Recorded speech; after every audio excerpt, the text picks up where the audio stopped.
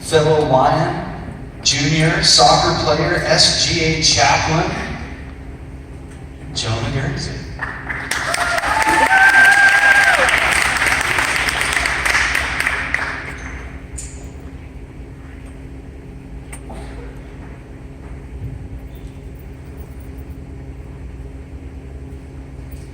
Hey guys, let's start off by just praying. Lord, thank you for this amazing day that you've given to us. I thank you for this time that we get to come and just rest in your presence. I pray that you would give me the words to speak that you want these students and my fellow students to hear. And I pray that you just bless the rest of our day and the rest of our week. In Jesus' name, amen. Okay, so before I start, I just feel like God wanted me to say one specific thing to each and every one of you. You know, God loves you. He loves you and you and you and you and you and you and you and how many glory this time times that. He loves every single one of us so much. It's so important that we know that. And so, first thing I want to start with is, does God speak to us? Yeah. Yes, that's true, he does. He speaks to us. So how does he speak to us? Anybody have any idea? Yeah. Awesome, yeah. Anybody else? Yeah. Yes. Yeah. Visions? Eli? Yeah, through the word. Awesome. Through dreams, also. Very important. That's good, yeah. So, we know that he does speak to us. He speaks to everybody. Do you think that he wants to speak to us? Do you think that he actually wants to have that conversation with us? Of course he does. He created us. Why would he want to have a relationship with us or talk to us? It kind of starts with, we know that he wants to speak to us. We just kind of start the conversation sometimes. And we don't do that a lot. And I mean, everybody, we all have a hard time kind of sometimes thinking, does God actually want to speak to me? And then it's like, well, how do I know it's him? It's not me. And these questions that come in our head make us doubt, and then we kind of just think, no, I'll just not do it. That's not what we should do at all. We should just practice and pray. So, can you turn to your Bibles to Isaiah 61, if you have them?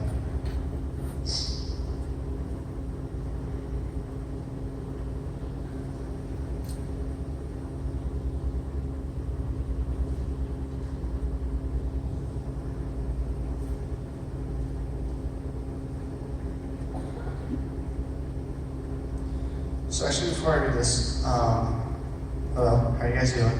Everybody good? Yeah. So, I see a lot of faces that I don't actually particularly know. So, hi, I'm Jonah. Sean introduced me. I've been here for forever, a long time.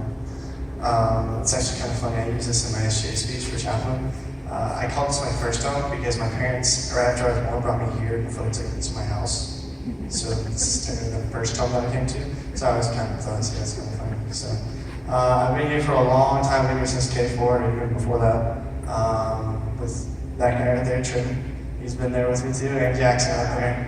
And Dane likes to think that he knew me then, but that's okay. But yeah, so I got saved when I was in 2nd grade. Yeah, you know, I got saved, I asked God in my heart, you know, I did it, and, you know, we just kind of, after you do that, kind of get lost in, like, a routine. It just keeps going, and you don't really understand, but you think you do, you know? And so,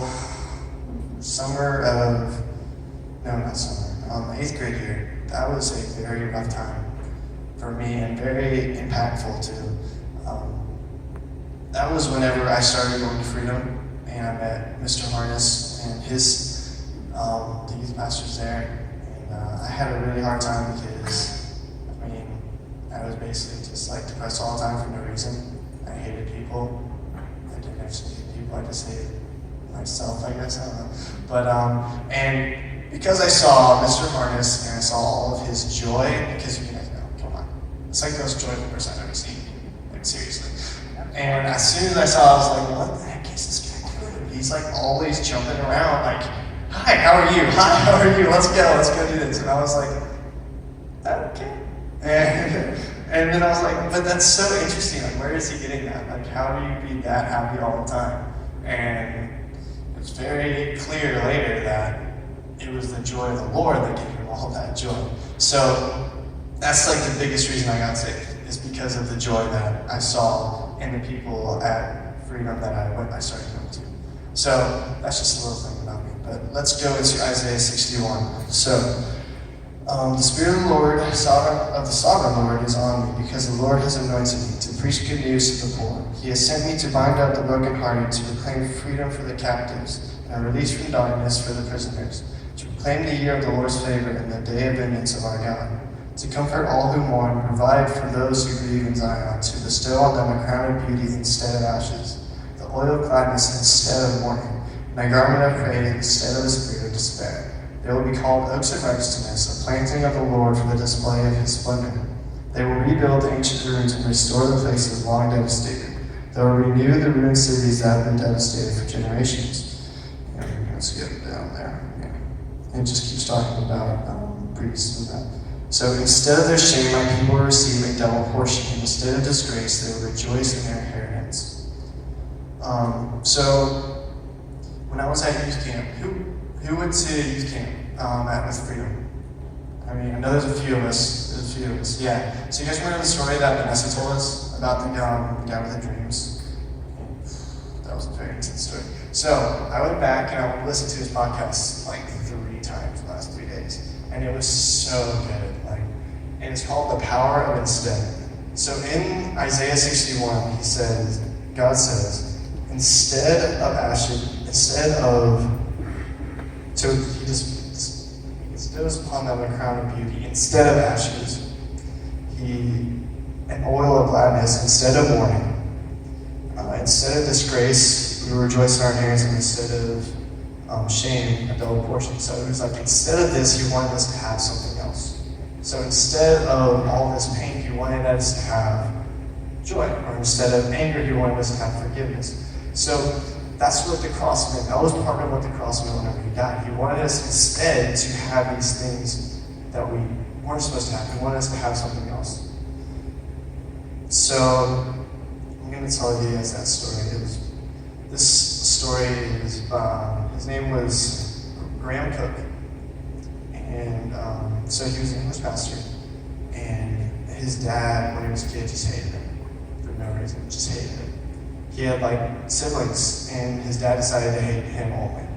Just absolutely, like, he literally lived in his room for the first 15 years of his life because his dad didn't want to see him. He made him stay up in his room. So, and then in this podcast, he says the worst days of his life as growing up were his birthday and Christmas Day. On his birthday, his dad would give him presents. And then he would say, okay, come down, come get your presents. He's like, oh, hold on. And he'd pull a hammer from his back and smash every single one in front of him. And he would send him back to his room. Christmas Day, his dad would give his presents to all his kids. And he would say, oh, if you're good, you can have yours later. If you're good. So it'd be January 2nd, and his dad would say, okay, come on, come get your presents. They're outside. They would go outside, and his dad would just pour gasoline on fire. And then send him back to his room. His dad hated him for no reason, and that hurt him a lot. And so because of that, he says because his childhood was such a nightmare, God blessed him with dreams. So in this dream, the dream starts every day. He would go and he would sit with God. He would just sit with Jesus and talk to him.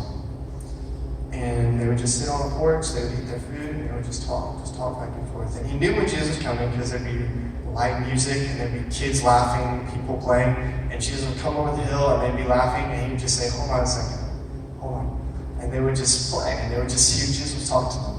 And then he would come, he would sit down with Graham and just talk to him. They would talk about anything. He would dream this all the time.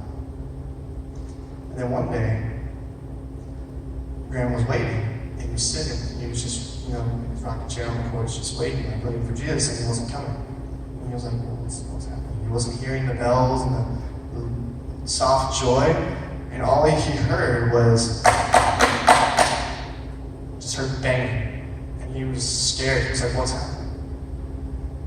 And he sees Jesus come over the hill, glaring at him. And he's like, what happened? What do I do?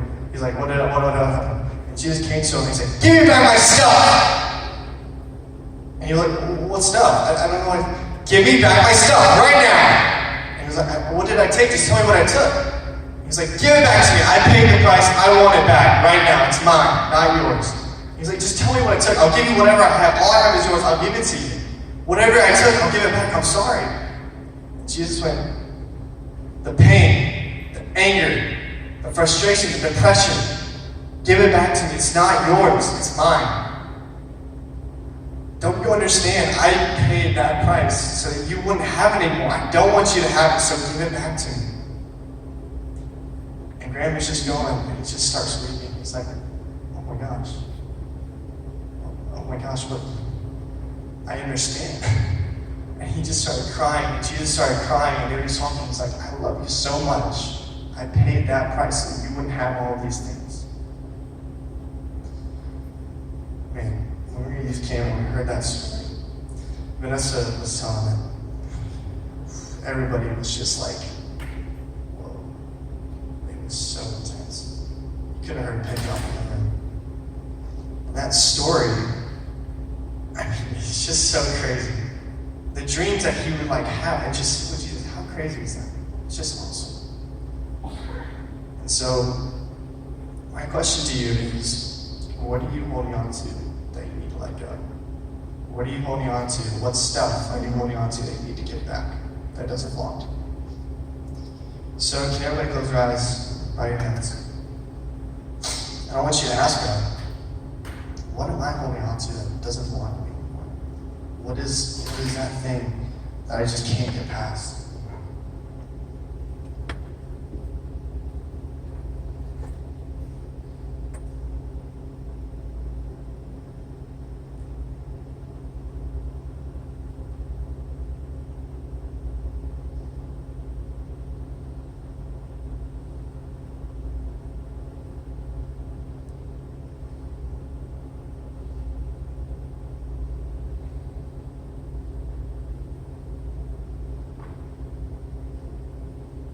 Lord, I thank you for all of these people in here.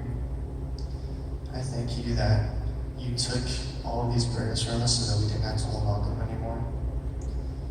I pray that every single person in here would just ask you, what is it that I'm holding on to that I don't need to hold on to anymore? And they would just let it go and give it back to you. It's not their stuff. They don't own it. You paid the price for it. It's yours. I pray that every single person in here would just give it back to you.